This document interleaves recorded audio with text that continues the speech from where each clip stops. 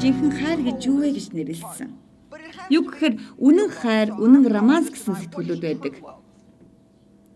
Тэгэхээр жинхэнэ хайр гэж байдаг юм бол хуурамч хайр гэж бас байж таарна. Хэрэг үнэн хайр дурлал гэж байдаг юм бол хуурамч хайр дурлал гэж байхаас өөр аргагүй. Тэгэхээр ямар ч үйлсгүй хайр бол сайн биш. Энэ бол зүгээр л яриа. Энэ бол зүгээр л ёслол төдий зүйл. Гэхдээ энийг өдөр бүрийн амьдралдаа яриа л төдий байлгаад авах юм бол бид үнэхээр харанхуй л ах болно. Тэгэхээр та юу гэдгийг ойлгож байна уу? Би муу ёрын сүнсэнд галзууртлаа урлах болно. Тэгэхээр би хүмүүс миний номлолыг сонсохоос талхаад хайраар үйлдэх хүртэл би хайрын тухай номлосоор байх болно.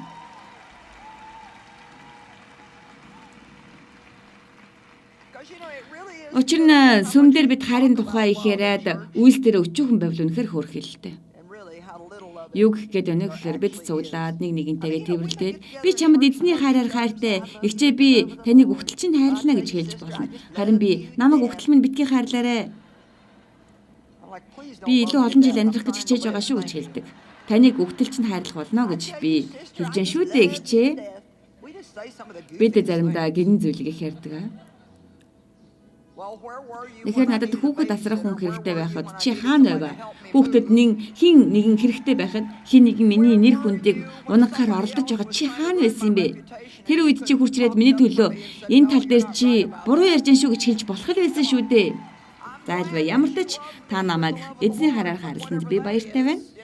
Хэрвээ бид эзний хараар бие биенээ үннээсээ хайрлсан бол Иесус биднийг хайрлсан шиг хайрладаг бол Тэнгэр минь хэрвээ чуулганд тэр хайр байсансан бол хүмүүс энэ дотор багтахгүй байх байсан шүү дээ.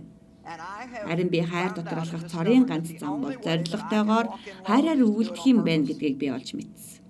Би энэ мэдрэмжиндээ тэгсэн ядаж байна.